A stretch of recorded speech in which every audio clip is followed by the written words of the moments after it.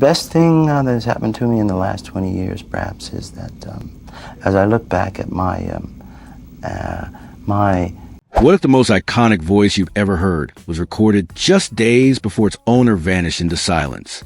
Behind the platinum records, tour buses, and standing ovations were cracked mirrors, rehab stints, and whispered overdoses. Some never made it out. Others clawed their way back. Barely. But all of them were chasing something. Escape, peace, or maybe just one more song. This isn't a tribute. It's a reckoning. A raw, untold journey through the secret lives of legends you thought you knew. The fame was loud, but the fall was deafening. And what we found in the wreckage might just change how you hear their music forever. Something didn't add up, and it wasn't just the headlines. For icons like Whitney Houston, Prince, Jimi Hendrix, Marvin Gaye, Ray Charles, Billie Holiday, and DMX, fame offered no shield, and their struggles revealed the hidden cost of legend. Stick around, because what you think you know is only half the story.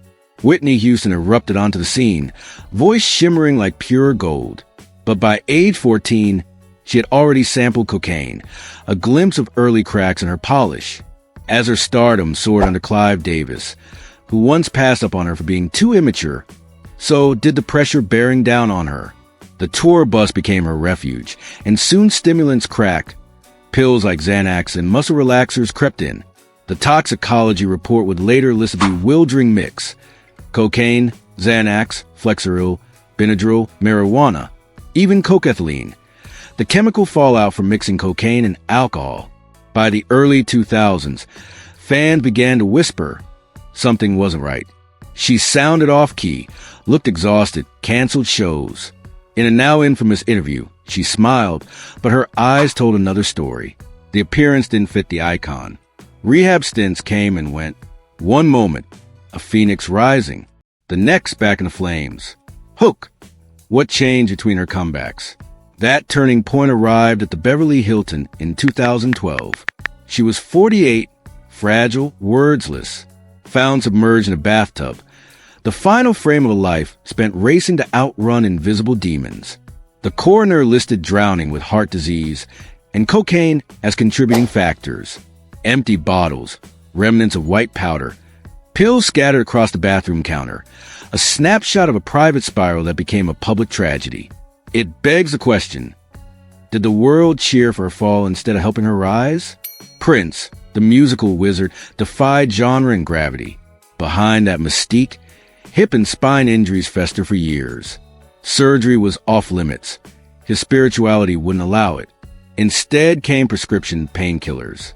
He quietly battled, presenting a composed genius on stage while cradling silent agony backstage.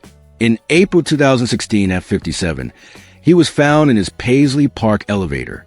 Police called it an accidental fentanyl overdose.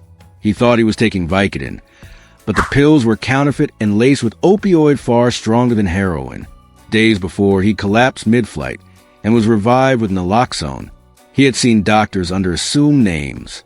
He canceled shows expressing concern, but never knew what was inside those fake pills. The fallout awakened the industry. Fake pills can reach anyone, even Prince. Still, nobody was ever charged, and the source of the pills remains a haunting unknown. Then there was Jimi Hendrix, whose guitar drew conversations from thin air. He blazed fast and hard. When fame found him, the road became a white-knuckle blur.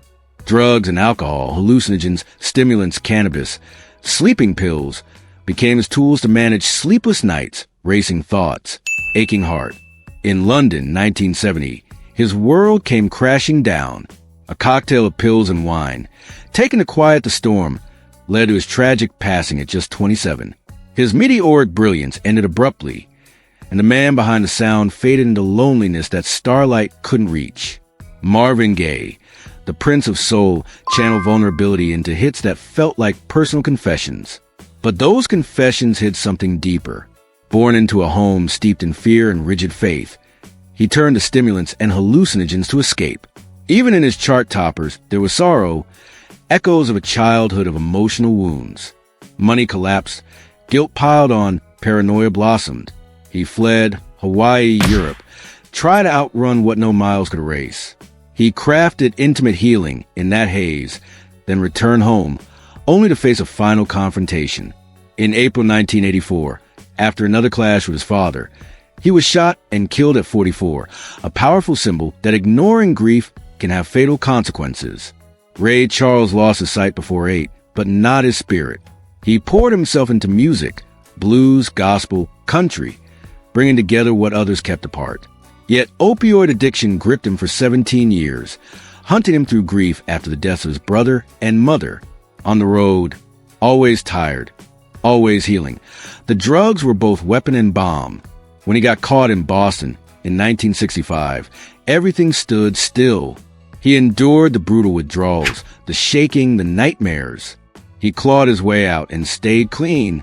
His voice carried both the pain and resilience of survival. In George on My Mind, you can hear the longing. In What Did I Say, the strength that refused to break. Billie Holiday spoke through the darkness.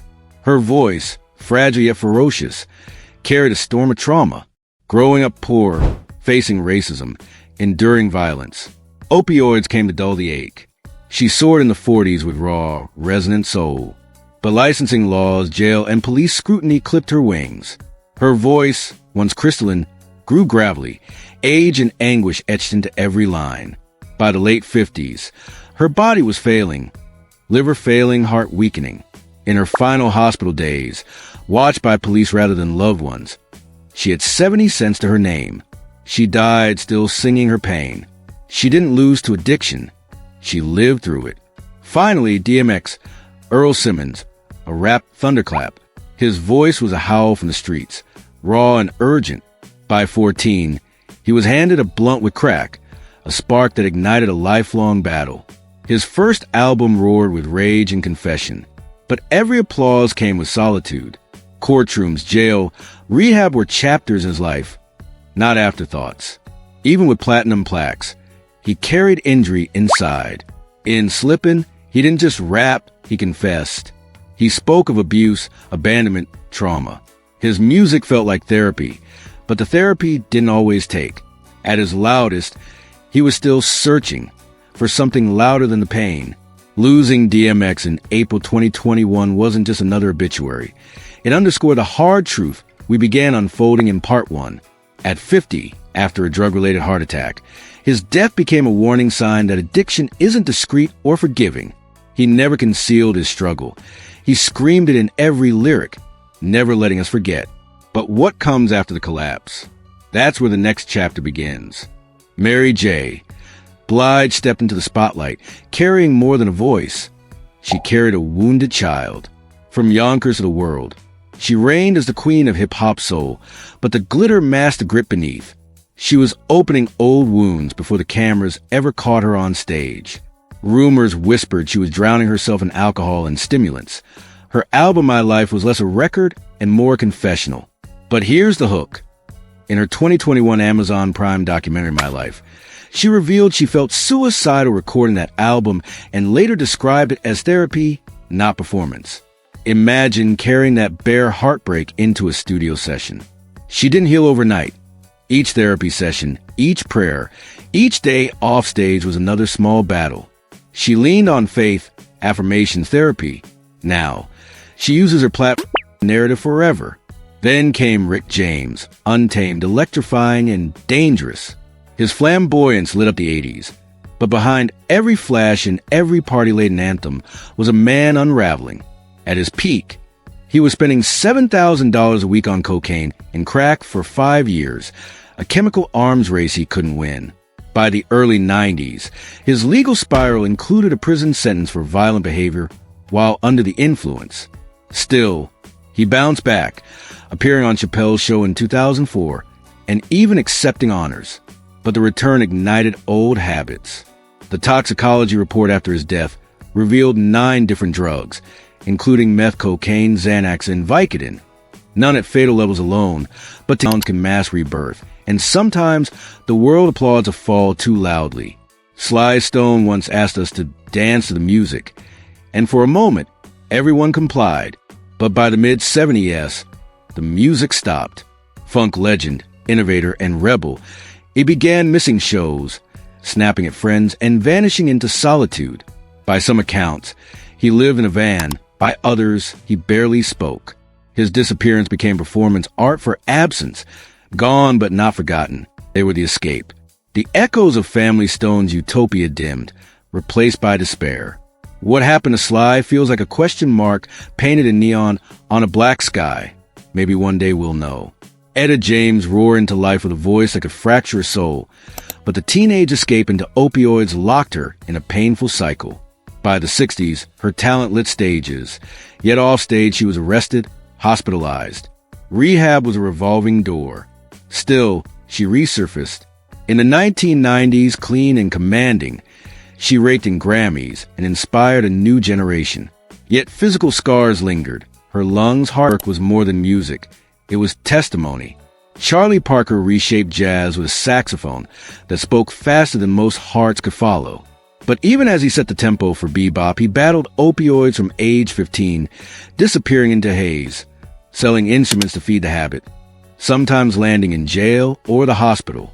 Brief clean breaks gave the world some of his best work, but he always returned to the abyss.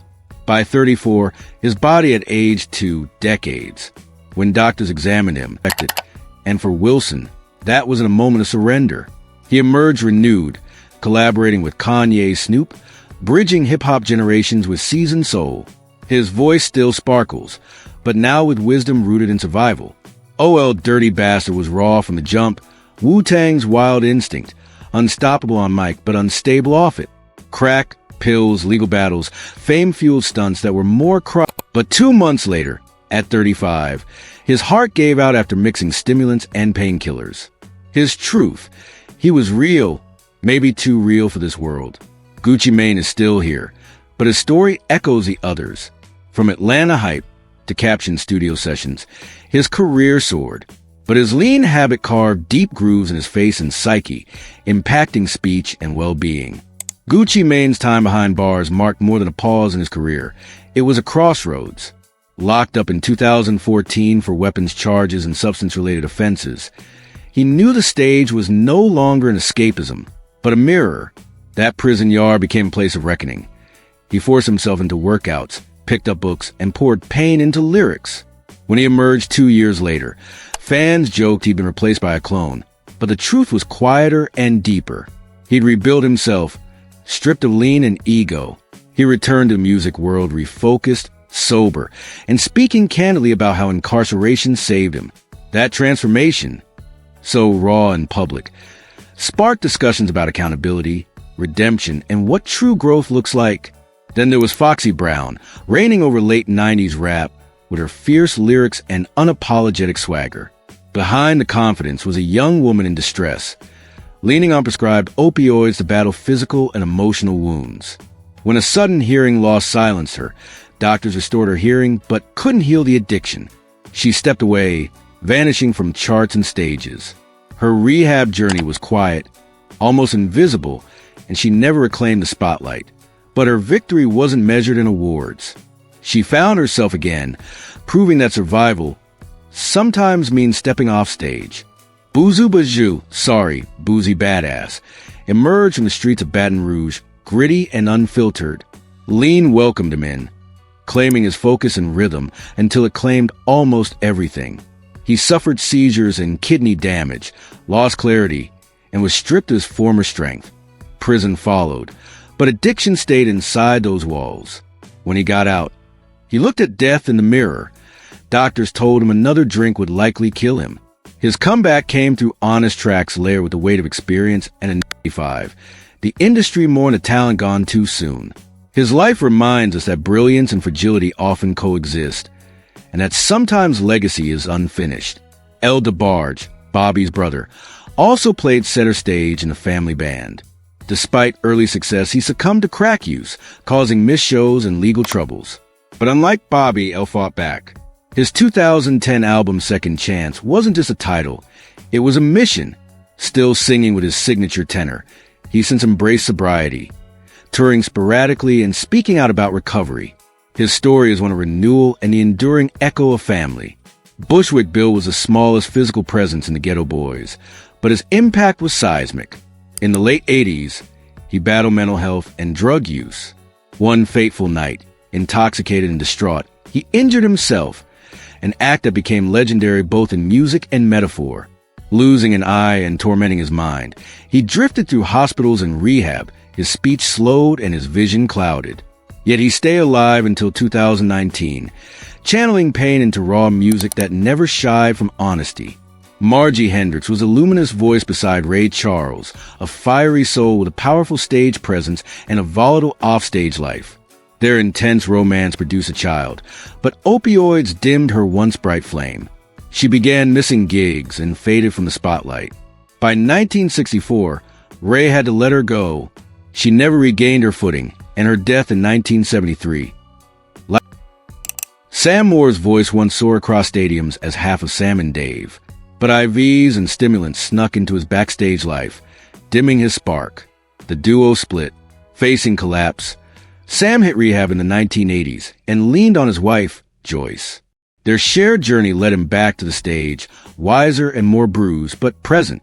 He continues to perform today, the same man, but tempered by time.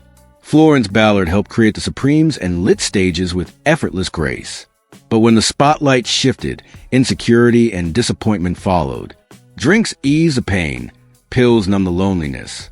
Attempted comebacks faltered, and the bills piled up without fanfare. She passed in 1976, struggling to provide for her daughters. Her voice may lie buried, but in recent years, critics and fans have rediscovered her influence, acknowledging the pain behind the harmonies. Junior Parker built a foundation in blues with smooth vocals and hooks alongside B.B. King. He toured in the 50s and 60s, but the late nights and exhaustion led to pill use, not performance. By the early 70s, he'd vanished from stages and died in 1971 at just 39 from a brain tumor, though his body had been worn thin long before. Sonny Clark, the jazz pianist who collaborated with Dexter Gordon and John Coltrane, painted soundscapes with emotion, but like many jazz musicians of his day, opioids were never far. Arriving late to sessions, sweating to performances, his health unraveled. Even at his peak, he seemed fragile. He died in 1963 at just 31, with whispers pointing to overdose. His music lingers, beautiful, tragic, and emblematic of a generation's struggle. These final stories reflect a landscape shaped by fame and marred by pain, and each ending carries a lesson. Consider Gucci Mane. By 2025, he's amassed over 25 million album equivalent units, owns a collection of Rolls-Royces and Bentleys, sports Patek Philippe and Audemars Piguet timepieces, and flipped multiple Atlanta properties into lucrative rentals. He also launched his own label, 1017 Records, and invested in tech startups and streetwear brands. Reports suggest he's insured heavily against tour cancellations and health liabilities. His journey teaches us that reinvention is possible, but only for those who confront their own wreckage.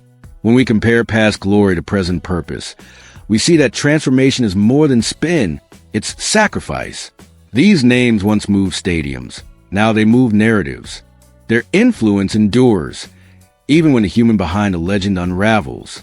They gave us timeless hits, unforgettable moments, and voices that shaped generations. But behind the spotlight, these artists battled demons few ever saw. Addiction, redemption, and quiet comebacks stitched together lives as complex as their melodies. From Gucci Mane's radical rebirth to Florence Ballard's haunting silence, this wasn't just a story about music. It was about survival, loss, and the fragile humanity behind fame. If this journey moved you, hit that like button and drop a comment about the artist who surprised you most. Make sure to subscribe, because in our next video, we uncover the hidden truth behind one of the most loved voices of the early 2000s, and what really happened when the cameras stopped rolling.